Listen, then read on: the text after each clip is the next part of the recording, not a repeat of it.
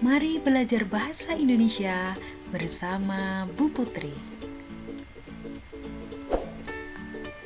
Jangan lupa subscribe ya anak-anak. Halo anak-anak hebat, bagaimana kabarnya hari ini? Semoga sehat, semangat, dan selalu ceria ya. Jangan lupa ucapkan Alhamdulillah sebagai rasa syukur kita kepada Allah SWT karena telah memberikan nikmat sehat. Hari ini kita akan belajar menulis surat pribadi. Sebelumnya, mari kita persiapkan buku paket bahasa Indonesia kelas 7.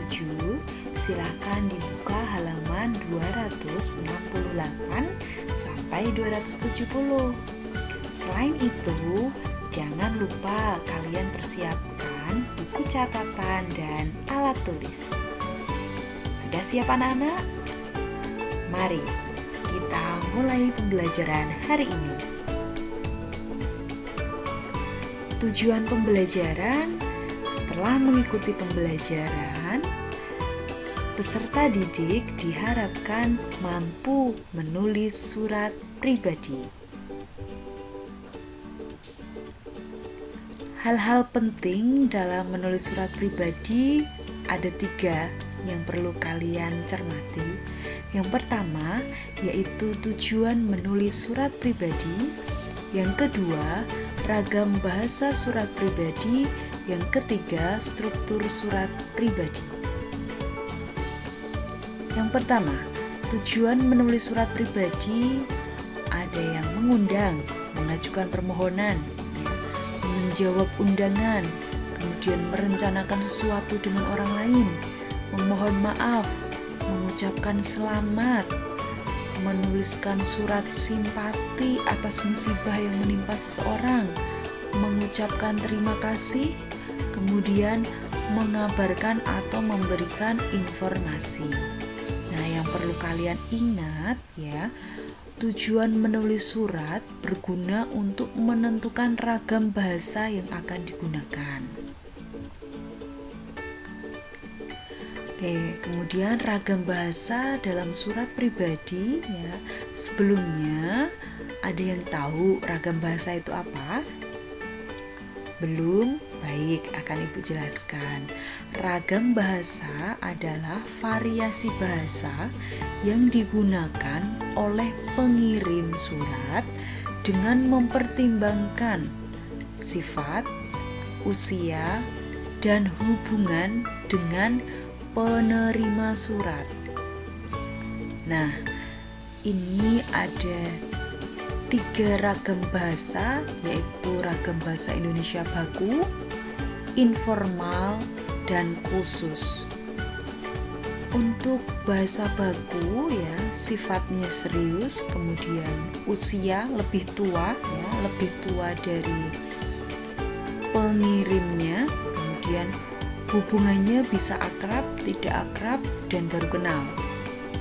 Nah, untuk ragam bahasa Indonesia informal ya, sifatnya tidak serius ya, sama dengan bahasa Indonesia khusus atau gaul ya. Nah, tapi ada perbedaan pada bagian usia. Kalau informal itu lebih muda, kalau khusus itu sebaya. Oke. Untuk hubungan sama, yaitu akrab, tidak akrab, dan baru kenal.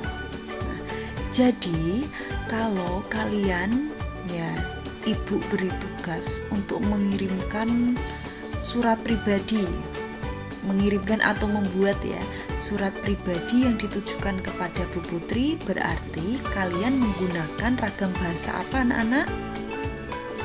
Iya, ragam bahasa Indonesia baku. Mengapa? Karena kalian sebagai pengirim dengan Ibu sebagai penerima, usianya lebih tua Ibu. Jadi kalian gunakan ragam bahasa Indonesia baku. Otomatis ya, kalian menggunakan bahasa yang baku gitu ya. Jadi tidak menggunakan bahasa gaul. Kalau kalian gunakan bahasa gaul, kalian gunakan untuk mengirim surat pribadi yang kalian tulis kepada teman kalian gitu ya, kepada teman kalian. Nah, itu boleh menggunakan bahasa khusus atau bahasa gaul gitu. Tapi kalau kalian nantinya diberi tugas untuk mengirim surat kepada putri, berarti kalian menggunakan bahasa Indonesia yang baku gitu ya anak-anak. Baik, ragam bahasa sudah mengerti? Sudah paham? Baik, Ibu lanjutkan ya anak-anak. Oke, Ibu ingatkan kembali, ketika kalian menulis surat pribadi, kalian harus ingat yang namanya struktur dari surat pribadi. Ya, struktur dari surat pribadi ada 7.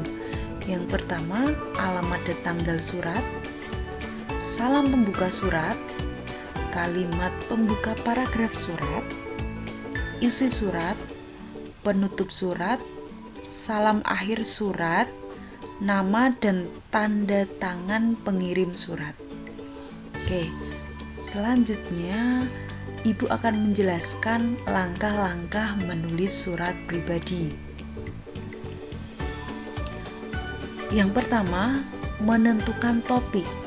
Yang kedua, menentukan ragam bahasa. Yang ketiga, membuat kerangka isi surat. Yang keempat, mengembangkan kerangka isi menjadi teks surat pribadi utuh. Langkah yang pertama yaitu menentukan topik. Ada yang tahu topik itu apa? Iya, benar sekali ya. Topik yang biasanya kalian kenal dengan tema, nah itu merupakan pokok tulisan atau karangan. Jadi pokok tulisan ya atau karangan gitu ya. Nah, ini contohnya seperti ini. Ya. Berkabar kondisi persebaran COVID-19 di Salatiga. Jadi ini topiknya, ini temanya gitu ya anak-anak. Oke, selanjutnya langkah yang kedua, menentukan ragam bahasa. Ya, seperti yang Ibu sudah sampaikan tadi, ragam bahasa itu merupakan variasi bahasa yang digunakan oleh pengirim dengan mempertimbangkan sifat, usia, dan hubungan dengan penerima surat. Nah, contoh ya, pengirimnya ini anak perempuan yang bernama Alma. Kemudian penerimanya adalah ibu. Nah, ragam bahasa yang digunakan yakni bahasa Indonesia baku. Mengapa? Karena penerima surat lebih tua daripada pengirim. Ya, berarti pakainya bahasa Indonesia baku. Oke. Langkah yang ketiga yaitu membuat kerangka isi surat. Nah, contohnya seperti ini ya. Kerangka isi surat berarti kalian tuliskan strukturnya dulu apa aja ya. Kemudian kalian jabarkan ya kerangkanya seperti ini ya. Oke, seperti ini ya anak-anak. Oke, coba dipahami terlebih dahulu. Oke, sudah ya anak-anak. Oke, Ibu lanjutkan. Langkah yang keempat ya, yaitu kalian mengembangkan kerangka isi ya. Kerangka isi itu ini tadi ya, kerangka isi ya. Kerangka isi ini menjadi sebuah teks pribadi utuh. Nah, ini merupakan teks pribadi utuh seperti ini ya. Jadi kalian tadi langkah ketiga membuat kerangka isi. Setelah membuat kerangka isi ya, kalian kembangkan menjadi sebuah teks surat pribadi utuh gitu ya anak-anak.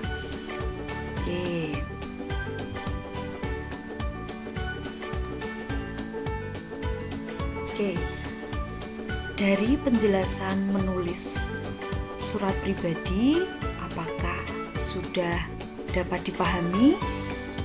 Kalau sudah dapat dipahami, silahkan tuliskan pada kolom komentar, sudah paham Bu? Seperti itu ya anak-anak. Namun, apabila kalian belum memahami, silahkan kalian tuliskan pada kolom komentar. Belum memahami, Bu. Kemudian kalian lanjutkan. Hal apa yang belum kalian pahami? Begitu ya anak-anak. Apakah ada pertanyaan? Sudah cukup ya anak-anak? Baik, jangan lupa like, komen, share, dan subscribe. Terima kasih anak-anak. Sampai jumpa di pertemuan selanjutnya.